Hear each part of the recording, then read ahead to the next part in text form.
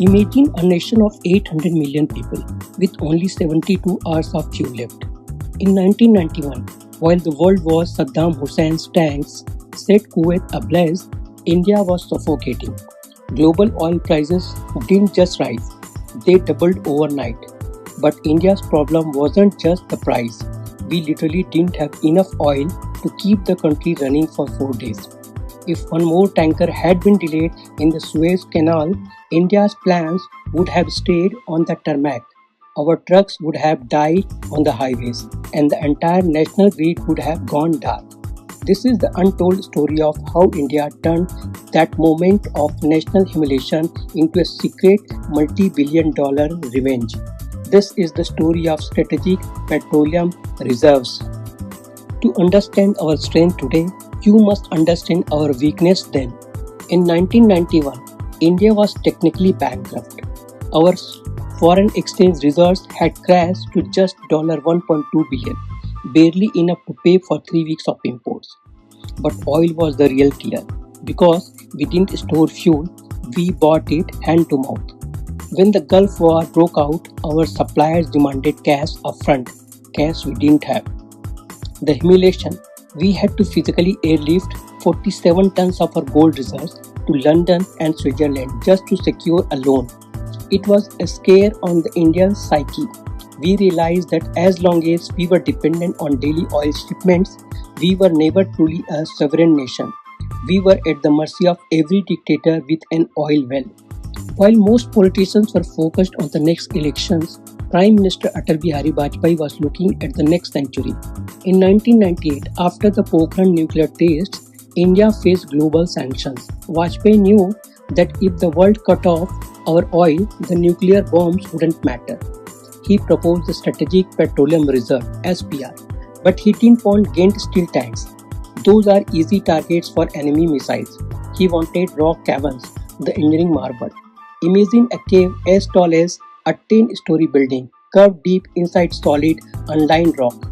So, no steel lining, just the natural pressure of underground water keeping the oil inside. These are secret, fireproof and missile-proof fortresses.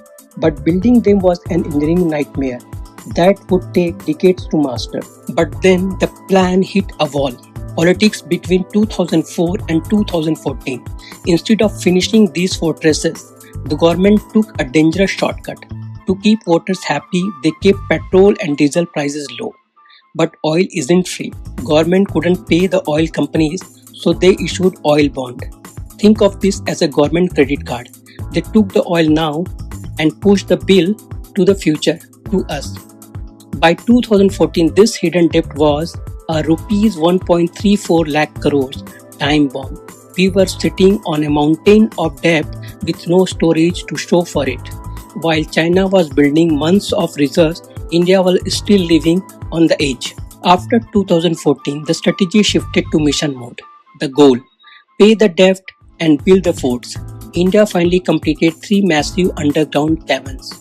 Visakhapatnam, 1.33 million metric tons curved into the hills of the east coast.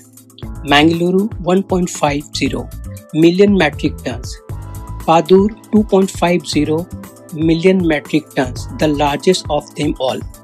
Combined, we now hold 5.33 million metric tons of crude oil. The math, this covers roughly 9.5 days of India's total needs. Combined with these 64 days of storage held by oil companies, India can now survive for 74 days without importing a single drop.